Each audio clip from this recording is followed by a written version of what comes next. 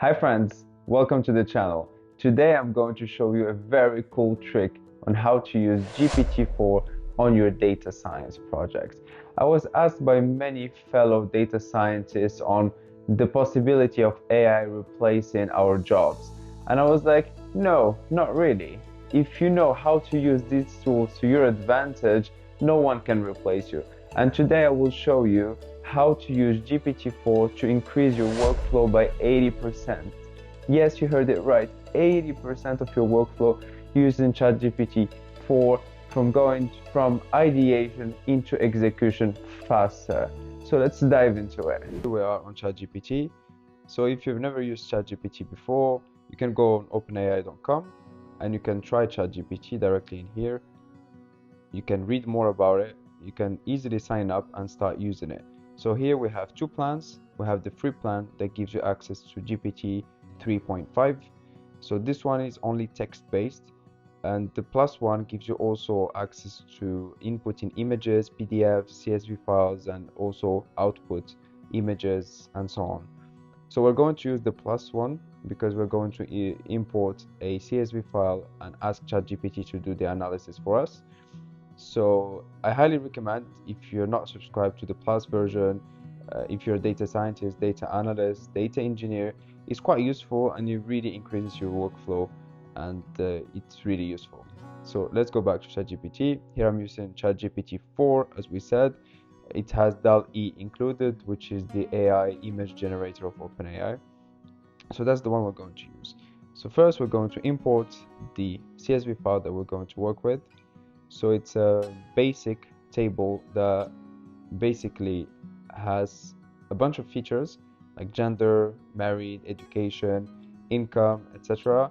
And that predicts, we want to predict the loan status. So we have Y for yes and N for no, basically if the loan was given or not given. And we want to analyze all these features except the last one to see if we can predict the next loan, if it will be a yes or a no. So that's basically it. We'll go to import it into ChatGPT. We're going to copy and paste this beautiful prompt in here and let ChatGPT do its magic. So here we ask ChatGPT to act as an experienced data scientist specializing in data analysis and reporting. So you can customize this prompt for your own project, so it depends on what you work and what type of analysis you can do. So remember, this is just a way for you to improve your workflow and do some quick testing and iteration. It's not here to completely replace your work. Okay, so here we ask ChatGPT to do data exploration, then data cleaning, check for any missing values or incoherences and fix them, which is very important in our job, and then do data analysis, some visuals, descriptive statistics, etc. So here we have ChatGPT found all the features that we have and then is doing some data cleaning here. We can see a bunch of missing values. So ChatGPT here will address all those missing values with a way that is for ChatGPT the best one. So okay, the missing value has been successfully addressed and no longer contain any missing value, which is great. Okay, here we have some data analysis. We have numerical columns, categorical columns. So these are basically the columns that only contain numerical values, and categorical columns are usually have strings, text, or any other type except numerical. So here we can see some visuals, interesting loan amount, applicant income. We can see here the variation of the income from 0 to a bit more than $200,000, which makes more sense. And here we have a correlation. So here we can see, for example, here we have a high correlation between the applicant income and the loan amount given, which also makes sense. We want also to check if we can implement and add the loan status in here. So why is it not in the correlation? Because in the correlation heat map we only have numerical values. So in order for us to add the loan status in the correlation, we need to refine our prompts and ask ChatGPT to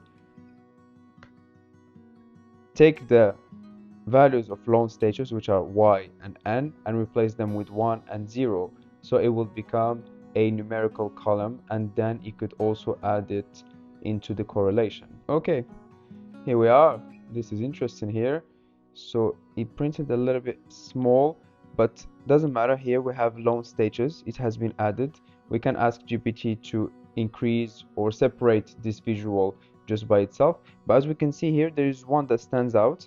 Here for the loan stages, there is credit history.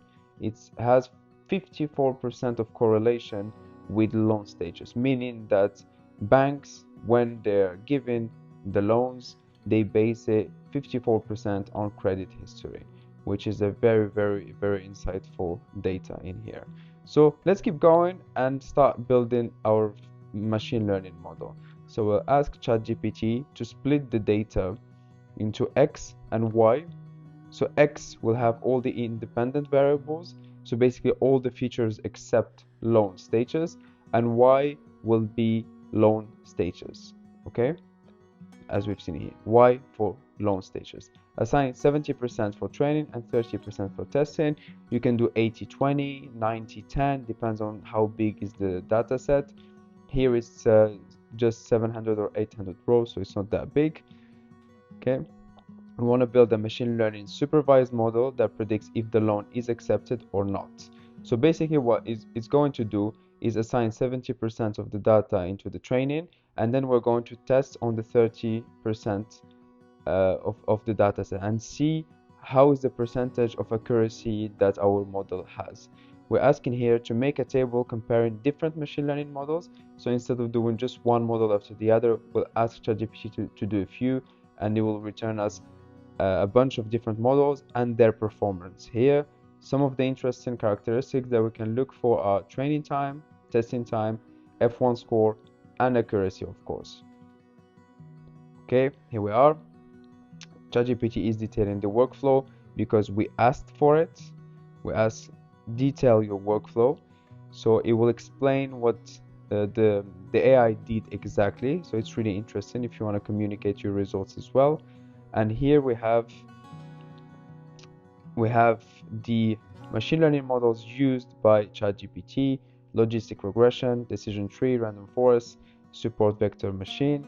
And here ChatGPT encountered a few errors along the way, which is something that happens very often. But what ChatGPT does is they try to solve every problem, every bug once at a time. So we'll see here we have a few errors, but it's still going and still trying to proceed into doing the analysis. Okay, as we can see in here, we have the model training and performance evaluation. ChatGPT returned 4 different machine learning models, all their training time, testing time, F1 score, and accuracy. We can see here, for example, decision tree has the fastest training and testing time, and we can see here that logistic regression has the best accuracy and also the best F1 score. So for example, for this project that we're working on, logistic regression is great. Maybe we could have tried XGBoost or LightGBM. So you can ask ChatGPT to go even more specific with these things. It gives you a nice conclusion, and as you can see, within a few minutes you can get the whole analysis, and you can start from here and really refine your results. So we can go a little bit further and just ask ChatGPT to create a report for us. For example, if you wanna start building a report already, or if you're just interested to create a PDF file and share it with someone, share ideas, or if you were starting a project with a friend or with a colleague or for a client and you want a quick iteration, and you can start from there. Here in this prompt, we're asking ChatGPT to create a beautiful report and export it in a PDF file. We want a brief description of the dataset, no need to go too much in depth, the goal behind the analysis, a brief explanation of the thought process of the analysis, including obviously relevant visuals and correlation, put the table of ML models and their statistics, and summarize the findings. And here are a few guidelines, because usually reports are for non-tech people and stakeholders. We want to ask ChatGPT to not include any code, use simple visuals like Matplotlib and Seaborn, so it avoids all bugs. You can try with Plotly or something a bit more complex, but ChatGPT may encounter some problems. But obviously over time the model is improving and improving, and I'm sure it could get even better results. So here we can download the file. Here it is. Amazing. And here is the file, loan prediction analysis report. What's the description, the goal of the analysis, the correlation heat map. Here we have our machine learning models and a quick summary. It's not much, but it's a great start. And this is how you use ChatGPT for your data science project. And here you are. We've just gone through how to use GPT-4 in your own data science project. So you could replace the CSV file with any other database that you have. You can input many databases at once and ask ChatGPT to do the analysis for you.